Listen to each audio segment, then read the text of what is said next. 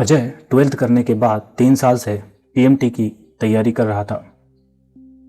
उसके फादर एक school teacher थे जो अपने बच्चे को डॉक्टर बनाने के लिए अब तक लाखों रुपए उधार ले चुके थे। इस बार उन्हें पूरी उम्मीद थी कि मेरा बच्चा पीएमटी में जरूर सफल होगा और मेरा सपना पूरा करेगा। 3 साल से असफल होने के कारण अजय के ऊपर डर और फ्रस्ट्रेशन इस कदर हावी था कि वह कई बार अपने घर की परिस्थितियों के बारे में सोचकर आत्महत्या करने का विचार करने लगा था। गर्मियों का समय था तो उसने अपने घर फोन लगाकर अपने छोटे भाई को उसके पास बुला लिया ताकि वह उसके काम में हाथ बटा सके और वह पढ़ाई को ज़्यादा समय दे सके।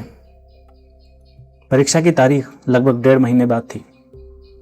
जैसे जैसे परीक्षा की तारीख नज़दीक आ रही थी उसके मन का डर उसके ऊपर हावी होता जा रहा था। आत्महत्या का विचार इतना प्रबल हो गया कि एक दिन उसने अपने छोटे भाई से कहा, अनिल, तू पापा मम्मी का ख्याल तो रख लेगा ना?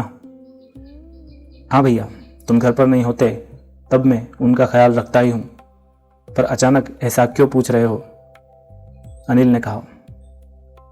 छोटे भाई की बात का जवाब देने की बजाय अजय फूट फूट कर रोने लगा। क्या हुआ भैया? अनिल ने पूछा। अजय ने कहा, अनिल, मुझे लग रहा है कि मैं इस बार भी परीक्षा में पास नहीं हो पाऊंगा और अगर इस बार मैं सेलेक्ट नहीं हुआ तो आगे कोई उम्मीद भी नहीं है। पापा का कर्ज भी इतना बढ़ गया है कि आगे हम कर्ज भी नहीं ले सकते।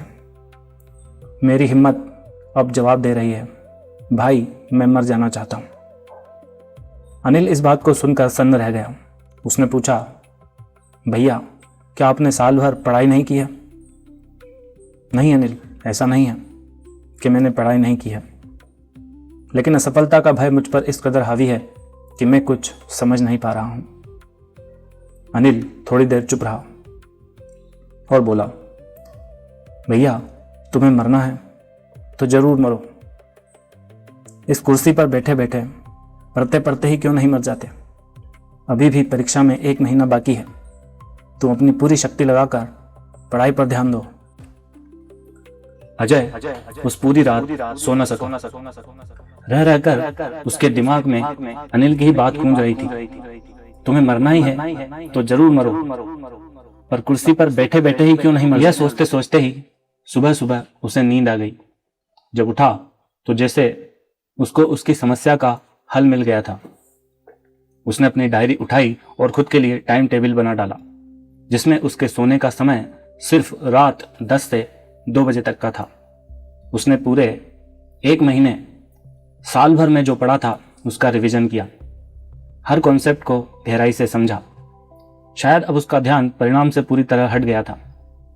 एग्जाम का दिन आया, उसने एग्जाम दिया, पेपर अच्छा रहा। पेपर देकर दोनों भाई अपने गांव पर आ गए। 2 महीने बाद जब रिजल्ट आया, अजय फिर टेंशन में आ गया। वह सोच रहा था क्या पता क्या होगा। उसने अनिल को बुलाया और लैपटॉप पर रिजल्ट देखने लगा। रिजल्ट देखकर अजय और अनिल दोनों की आंखें फटी की फटी रह गई। रिजल्ट कुछ ऐसा था जिसकी दोनों को उम्मीद नहीं थी। अजय अंडर 100 रैंक के साथ पीएमटी में सेलेक्ट हो गया था। दोनों भाई गले मिलकर रो रहे थे।